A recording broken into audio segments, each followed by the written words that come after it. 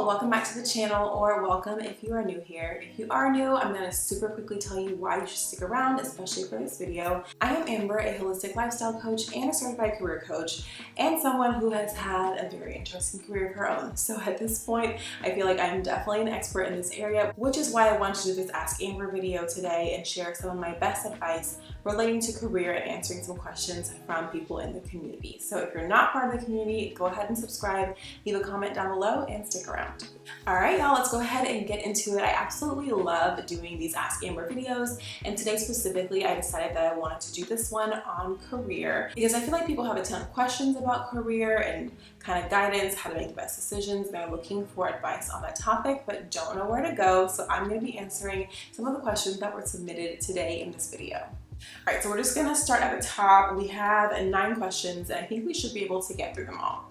So first up, it says, what steps can I take to clarify my career goals and aspirations? So I feel like the best place to start with this is to truly be honest with yourself and ask yourself, what do you want? When you think about the way that you want your life to look and what you want your dream life to be like, a huge part of that often is career. So being realistic, what type of career do you need in order to live the lifestyle that you could enjoy? And that could be from so many different angles. So it could be based on the type of income that you would need to make or the type of flexibility and work-life balance that you need to have. Identifying your values is such a great place to start. So you can figure out what career choice really aligns with the lifestyle that you want for yourself. And then once you have a few options in mind, I definitely recommend just trying it out, getting to know people in the industry, sending people messages on LinkedIn and saying, hey, do you mind if I do an informational interview? I have some questions. I'm curious about your industry, or more specifically what you do. And also, depending on what it is, you also may have opportunities to go and shadow that person in their career and figure out if that is something that you would enjoy doing on a regular basis. But you definitely just have to research, ask your questions, and try to gain as much knowledge and insight as you can when you're trying to make those serious career decisions. Next up, we have this one. I feel like is very common, especially for women who are in more like corporate fields. It says, how do I excel in a male-dominated field? So for starters, there's obviously a problem in this area. And I think honestly, it has to start with the company. And so you have to find a company that really has a mission that you align with and whose values are aligned with your values as well. So if they're truly a company who's like, look, we want to hire and promote and support the best talent, regardless of any other factors, then that's a good company to be with, because you can do your best work and you can be recognized for doing your best work. You can get promoted for doing your best work, and you don't have to feel like you're always behind. And so I know in some fields this is more common than others. However, either way, it really does boil down to the companies. So really put in the effort to find a company that you're going to be happy at long term and that you're able to grow with, and that they also support you and your career goals at the same time. Okay, next up we have, what strategies do you recommend for networking effectively within my desired industry or field? So one I kind of alluded to in my first answer, LinkedIn is always a great resource. It's literally a social media platform that's designed for networking. So reach out to people who are in that industry, see if you can chit chat. If they're local, maybe say, hey, I'd love to buy you a cup of coffee or buy lunch for you, and I just have a few questions and I want to have like a very informal type of chat. Also, networking events are a great idea. Different things like conferences and specific events that are tailored to the industry that you have an interest in. So you really do just have to put yourself out there. You can't expect to have this growth and this access to an industry that you're not immersing yourself in. And then once you start doing that, you're going to feel a lot comfortable. You're going to build some great relationships. And so really get to know those people on a professional level, see if there's any benefit that they can provide for you, and then also try to learn as much as you can throughout that networking relationship, because people are nicer than you think. People are willing to share. They do want to provide some insight, and they do want to be helpful. So just finding those people is going to be that really key important ingredient to making sure that you can be successful in your networking endeavors. Okay, next up, we've got, how can I enhance my resume and LinkedIn profile to stand out to potential employers? So first things first, you really have to highlight how you are different, and you need to paint a vivid picture of who you are as a professional. So say, for example, a job description has a list of responsibilities and skills that they're looking for in a person. In reality, a lot of people have the same skill set, or a lot of people can perform the same duties and responsibilities within the workplace. However, there has to be something that sets you apart.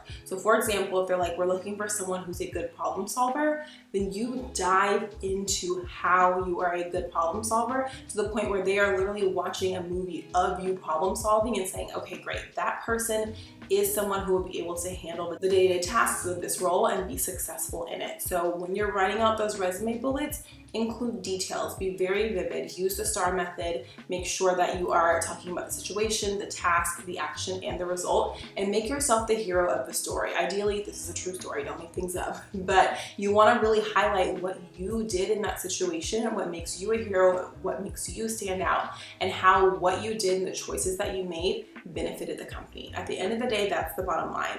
How is hiring you going to help make our company better? And it's the same thing with your LinkedIn profile. When you're listing out those job titles and experiences that you've had in a professional manner, then go ahead and also add your bullets onto your LinkedIn profile, because again, you want to paint that picture for the person or the hiring manager who is interested in moving you into this role. All right, this one is about job search. So first things first, if you're in a job search right now, please just know that job searching can take a bit longer than you typically expected, but don't give up and don't get discouraged throughout that process. I actually recently made a post about this on my LinkedIn profile just to kind of give people a little bit of reinvigoration, because it can be exhausting, it can be very tiring, it can be hard to constantly deal with that rejection, but you have to remember that you are searching for the job that's specifically for you, and anything that's missed is not a missed opportunity. So with that, the question is, what are some common pitfalls to avoid during the job search process? I feel like the biggest pitfall is desperation. So it's just like a relationship. If you're desperate, you will end up in a bad one. So it's the same thing with your job search. Don't get to a point where you are so desperate that you're just going to take anything that could land you in a bad situation. Be very diligent in researching the company. Go over their company website, look at their LinkedIn profiles, read reviews on Glassdoor. I do say take Glassdoor with a grain of salt, because sometimes people were laid off or let go and they can be disgruntled and just go leave a wild review. But for the most part, take a general consensus of what people are saying in the company reviews. Again, do an informational interview, talk with someone who actually works there. I have had people reach out to me for informational interviews at a few different companies, and without bashing the company, I was making it very evident, girl, don't work here. Please run and hide. So if someone was oh, what's your favorite thing about working for this company? I would say something like, I really enjoy the schedule because I don't have to come here on the weekends. That sounds really bad. I would say it more professionally, but basically I was I don't want to be here, and you probably won't want to be here either, without exactly saying that. So you can tell, I've done or been on the other side of informational interviews, and I've asked people, that's kind of one of my favorite questions to ask is, what do you enjoy about working for the company? How long have you been here? What's made you stay so long? And that's kind of very telling, and you can see okay, is this a good place to work? Is this person happy here? Now, of course, again, it's kind of like Glassdoor. You're gonna have to speak to multiple people to kind of come to a final conclusion, but at the same time, ask those questions. You don't want to get in a bad situation with your employment, because typically if you're working, you need to work, and you don't want to be so reliant on this job that you just stay in it and there's no positive benefits for you. All right, this next question actually kind of goes in line with that, which is how to know, or how do you know when it's time to leave a job? So I feel like you always have an inkling. At some point you're something about this isn't right. And when you have that feeling, it's not ever going to get right, and so you need to make the decision to get out of that situation as soon as possible. Now, I'm not saying just jump and figure out who's going to catch you, which I've done that before too, but what my suggestion would be is to keep your professional collateral fresh. So continually update your LinkedIn profile, your resumes, your cover letters, and have those things ready, because you should also be job searching on a regular basis just to see what else is out there. Even if it's to compare salary for similar roles, you need to be abreast of what is happening in your industry and what other companies are providing for salary, benefits, promotions, and things like that. So I feel for myself, I have definitely stayed in jobs for way longer than I should have. And looking back, I'm no, Amber, what caused you to make that decision? Nothing about that was smart. Nothing about that was beneficial for you. Literally, my first job, ever, well, not my first job ever, but my first career job was teaching. I was teaching 6th grade science, and these kids got in a fight in my room, blood all over the floor, and whose job is to clean it up? me because it's my classroom and I was supposed to be managing it better and all those types of things. But you know, when I was sitting there cleaning that blood up off the floor, that should have been my first clue. Like, Amber, let's not do this. This is not the career for you. Yet somehow, I stayed in education for 9 years more. Don't recommend it. When you feel like this ain't it, honey, this ain't it. So start doing your research and move along to find the next best thing. Where I started was with Googling, what else can I do with a degree in interdisciplinary studies? Got me a list and I went from there. You do not have to stay in a bad situation. And I definitely feel like, oh, I wish I had not stayed as long as I did. Specifically at one company, I was there for 6 years and the pay was just like, we're not even gonna talk about it. It was low and the morale was low and just overall low vibrational. And that's not somewhere that I deserve to be. But at the time, I was not doing my research. I was not trying to figure out what else is going on in the industry and what else I could do. So I just stayed out of like convenience, which again, did not benefit me in any way. So you have to really think about yourself, what you want from your career and what you want from your life when you're making decisions about whether or not to stay or go. Okay, next up we have, how can I navigate career transitions or changes, especially if I'm considering switching industries? Kind of similar to what I was saying with the last one. You have to figure out what else you can do. So if you do have a degree, start with a Google search, see what else you can do or what other careers are common with that specific degree. Also start talking to people. Everywhere you go is an opportunity to network. So if you're going to the coffee shop, if you are walking your dog, if you're at the mall, start having conversations with people. There are so many different jobs. Like I was talking to someone the other day, oh, she was doing my hair. That's a story for another time, y'all. I moved and so I had to find a new hairstylist over here. Finally today we found one we like. But when I was speaking with her, she was saying that she was in distribution and I'm like, what? There's so many options of jobs to do in distribution that I hadn't even thought of. And so really like just having those conversations can open a world of possibilities to you that you didn't even know about. Someone may be like, yeah, you should totally get into it. I can help you out. I can give you some pointers, some suggestions. But honestly, if you want to change your career, figure out what needs to be done to make that a reality. Is that going back to school? Is that getting a certification? Is that doing some type of professional development that's going to support you? Maybe getting a project management certification so that you can elevate and grow within your career. Whatever it is, figure out what that path is for you and then make a plan that aligns with it and just get started. All right, next up, I like this one. How can I negotiate salary and benefits effectively when offered a job? Okay, so this is not great because no, I wasn't coaching yet. Yeah, I was not a career coach yet when I found out that you could negotiate salary. So because I was a teacher, salary negotiation was not a thing. It's just kind of like, here is your low salary for the year. It will grow by $200, which is basically pennies every month. Enjoy it. And that's just kind of what my reality was. So then when I got out of classroom education and I worked for an education nonprofit, I'm chit-chatting at work with one of my coworkers. We had not the same role, but similar roles. And she was like, yeah, girl, I negotiated my salary to this amount. And I'm like, what do you mean? Because when they made me an offer on the phone, I was like, this is more than I've ever made in my life. Yes, I'm gonna take the job. I didn't tell them that. But to me, I'm like, oh wow, this number is large and amazing and I'm so excited. And she was like, okay, but do you feel like that amount aligns with the work that you're doing? And I'm like, now that I'm doing the work, absolutely not. And she's like, yeah. So I looked at that job description. I foresaw the amount of work and the workload and what it was gonna look like. And I asked for more money and I got more money. I also was like, look, she was also looking at different companies. And so she had kind of like comparable numbers, like, hey, I have an offer from this place for this amount. I have an offer from that place for that amount. And I was like, oh, okay. Next time I'm gonna negotiate my salary. So I did. So when I got my next job, I was actually in the video one-way interview. Like I wasn't even talking to a person. And I was like, I noticed the salary was a little low.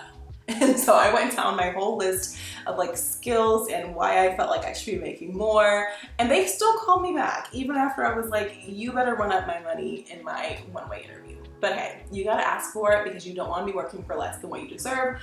The worst they can say is no, and then you have the ability to make an informed decision at that point. So we kind of strayed off, but the point is when you are looking at a job, if it's on the job description, which honestly, pay transparency, it always should be, look at the salary and the benefits package. Now understand this. especially with smaller companies, sometimes they'll say, well, this is your salary package. Now, with a salary package, that means the actual money you're taking home. It also includes your benefits like health, dental, vision, and it can include your PTO or paid time off as well. So they're saying as a package, you're making $100,000.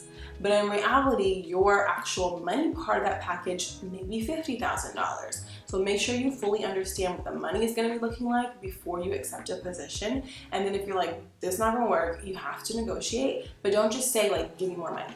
You have to explain to them why you deserve more money. So I like to review all of my skill set, all of my experience, my education, and highlight the value that I can bring to the team and simply express that I would like my salary to align with the value that I'm going to be bringing. And then at that point, the ball's in their court. They can make a decision whether they can meet me where I'm at or not. I do say always aim higher because they're probably going to go lower.